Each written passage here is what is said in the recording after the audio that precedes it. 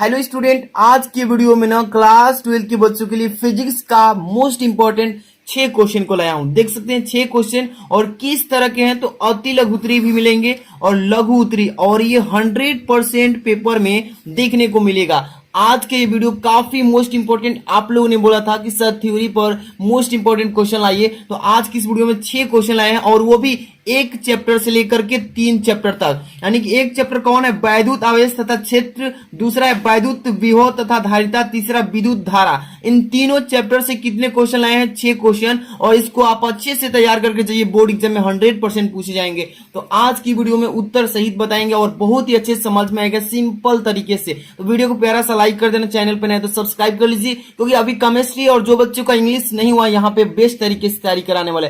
सबसे पहला आपका क्वेश्चन सामने आ चुका है, आप पढ़िए क्या है क्वेश्चन में। फर्स्ट नंबर, इलेक्ट्रॉन वोल्ट की परिभाषा दीजिए तथा इसका संख्यात्मक मान जूल में व्यक्त कीजिए। इस तरीके से क्वेश्चन आएगा अति लघु में, आपको देखते ही उड़ा देना है। कैसे? देखिए, पहले कह रहा है इलेक्ट्रॉन वोल्ट की परिभाषा दीजिए। चलिए परिभाषा तो बताएंगे, लेकिन ये पूछा है कि संख्यात्मक मान, वो भी जूल में बताइए। तो देखिए, सबसे पहले एक इलेक्ट्रॉन वोल्ट वह ऊर्जा है। आपको ध्यान से कोशिश करना है कि जितना परिभाषा है समझिए, रटने की कोशिश नहीं करना है। एक इलेक्ट्रॉन वोल्ट वह ऊर्जा है जो किसी इलेक्ट्रॉन से, किसी भी इलेक्ट्रॉन से 1 वोल्ट, ध्यान रखिएगा कितना वोल्ट, 1 वोल्ट विभवांतर द्वारा त्वरित हो जाएगा। त्वरित होने पर मतलब अर्जित करेगा, अर्जित हो जाती है, इसे ही एक इलेक्ट्रॉन वोल्ट की परिभाषा बोलते हैं। ठीक है ना, बहुत ही सिंपल है, इसको अच्छे से रिवाइज कर लेना है। देखिए, अब इसके बाद पूछा है कि इसका संख्यात्मक मान जूल में बताइए। इसका संख्यात्मक मान सभी लोग जानते हैं, क्या है कि 1 इलेक्ट्रॉन वोल्ट का मान होता है 1.6 गुणे 10 की पावर -19 जूल। सभी लोग पढ़े हैं कि नहीं? पढ़े हैं आप लोग, सभी लोग जानते हैं कि 1 इलेक्ट्रॉन वोल्ट जो होता है 1.6 गुणे 10 की पावर -19 जूल। अब इसके बाद आपका दूसरा क्वेश्चन है, वेरी वेरी मोस्ट इंपोर्टेंट, इसको तैयार करके ही जाना। क्या बोला गया है कि गॉस की प्रमेय क्या है? चलिए, गॉस का प्रमेय आपको बोर्ड एग्जाम में, देखिए एक जिला में ना 7 प्रकार के कोड का पेपर आता है, तो आपके ही जिले में हो सकता है कि ये क्वेश्चन फंस जाए। तो देखिए, आप परेशान मत होइए कि सर ये क्वेश्चन आएंगे कि नहीं, 100% आते हैं बोर्ड एग्जाम में, 100% यही आएगा। लेकिन हो सकता है किसी दूसरे बच्चे में ये क्वेश्चन डाल दिया जाए और आप में ना आए, लेकिन हो सकता है कि आप में ही आ जाए। तो आपको हर एक क्वेश्चन को तैयार कर लेना है कि कोई भी क्वेश्चन मुझसे छूटे ना। तो गॉस की प्रमेय क्या है, यहां पर इसका उत्तर लिख लेना है कि देखिए, किसी बंद पृष्ठ से, ध्यान से देखिए यहां पे समझा रहा हूं, तो किसी बंद पृष्ठ से, कोई पृष्ठ है और पृष्ठ का ऐसा होगा बंद होना चाहिए, तो किसी बंद पृष्ठ से गुजरने वाला वैद्युत फ्लक्स उस पृष्ठ द्वारा प्रतिबद्ध, यहाँ पे प्रतिबद्ध मतलब एक एक बद्ध कुल वैद्युत आवेश का 1/एप्सिलॉन नॉट, 1/एप्सिलॉन नॉट गुना होता है, जिसे हम गॉस का नियम या प्रमेय, यानी गॉस का प्रमेय का नियम कहते हैं। तो क्या बताना है कि किसी बंद पृष्ठ से गुजरने वाला वैद्युत फ्लक्स उस पृष्ठ द्वारा प्रतिबद्ध कुल वैद्युत आवेश का कितना होता है? तो 1/एप्सिलॉन नॉट गुना होता है, जिसे हम गॉस की प्रमेय कहते हैं। अब इसका देख लीजिए, फॉर्मूला भी थोड़ा थोड़ा मैं बताते चलूंगा, हर एक डिफिनेशन का, और मात्रक भी बताऊंगा ताकि आपको अच्छा से तैयारी हो जाए। देखिए, फाई ई इक्वल क्या होता है, यहाँ पे देखिए सिग्मा ई अपान एप्सिलॉन 0, यानी कि एप्सिलॉन नॉट, ये हो जाएगा इसका फॉर्मूला। अब यहां से इसके बाद कौन सा आपका क्वेश्चन बन रहा है आगे का, तो ध्यान से देखिए, आपका आ चुका है आगे वाला क्वेश्चन। थर्ड नंबर क्वेश्चन क्या है कि वैद्युत फ्लक्स की परिभाषा तथा मात्रक लिखिए। वैद्युत फ्लक्स का परिभाषा भी लिखना है और साथ में इसका मात्रक भी देना है, और ये पेपर में देखने को मिलेगा ही मिलेगा, तो तैयार कर लीजिए फटाफट से। क्या बोला है कि वैद्युत फ्लक्स का मात्रक, तो यहां पर देखिए, वैद्युत क्षेत्र में किसी पृष्ठ से गुजरने वाला अभिलंबवत वैद्युत बल रेखाओं की संख्या को वैद्युत फ्लक्स कहते हैं। कितना छोटा सा है परिभाषा, लेकिन पेपर में आता है, तो इसलिए आपको अच्छे से तैयार करके जाना है समझकर।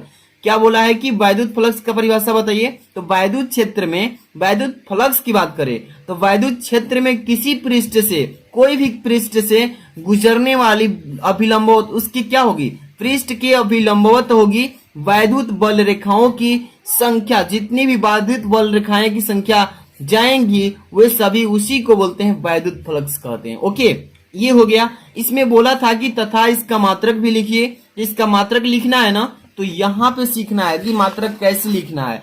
यहाँ पर देखिए, वैद्युत फ्लक्स का मात्रक निकालने के लिए फॉर्मूला पहले अप्लाई करना होता है। फॉर्मूले के बेस पर उसका जो है मात्रक निकलता है। तो चूंकि हम जानते हैं, अभी मैंने बताया कि phi E equal to vector E into vector D A होता है ना, सभी लोग जानते हैं। लेकिन अब यहाँ पर वैद्युत फ्लक्स का मात्रक कैसे फाइंड आउट करेंगे, तो देखिए ई का मात्रक, यानी कि देख सकते हैं यहाँ पर ई है ना, ई का मात्रक, और यहाँ पर देखिए ई है, ये ई का मात्रक, और यहाँ पे डी ए का मात्रक, दोनों में गुणा हो जाता है। तो यहाँ पर देखिए इसका फॉर्मूला का मात्रक क्या होगा, एन इंटू मीटर स्क्वायर प्रति कूलाम। इसी को न्यूटन इंटू मीटर स्क्वायर प्रति कूलाम बोलते हैं। यहाँ पर लिखा भी हूं, देख लीजिए, न्यूटन इंटू मीटर स्क्वायर प्रति कूलाम स्क्वायर वैद्युत फ्लक्स का मात्रक है। समझ में आ रहा है ना? इसको अच्छे से तैयार करके ही आप जाइएगा बोर्ड एग्जाम में।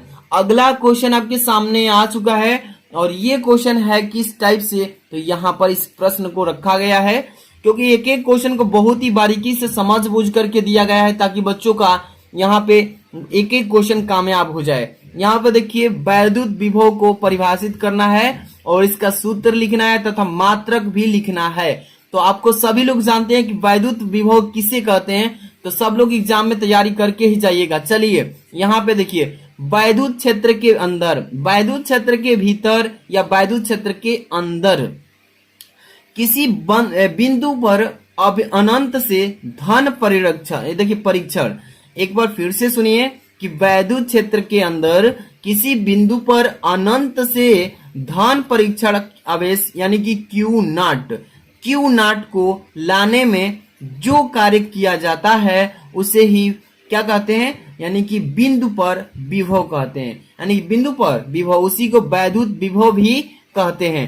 क्या पूछेगा एग्जाम में कि वैद्युत विभव किसे कहते हैं, परिभाषित कीजिए, सूत्र लिखिए, मात्रक दीजिए। तो यहाँ पे इसका परिभाषा कि वैद्युत क्षेत्र के अंदर या वैद्युत क्षेत्र के भीतर किसी बिंदु पर अनंत से धन परीक्षण कराने पर उसमें जो आवेश आएगा क्यू नॉट को लाने में जो किया जाएगा काम, उसी काम को उस बिंदु के लिए वैद्युत विभव कहते हैं। समझ में आ रहा है ना? अब इसका सूत्र देख लीजिए क्या होता है, V equal to W upon Q naught. V equal to W upon Q naught formula हो गया। अब यहाँ पे वैद्युत विभव का मात्रक क्या होता है, तो मात्रक देख लीजिए, जूल प्रति कूलाम, या इसी का दूसरा मात्रक है वोल्ट।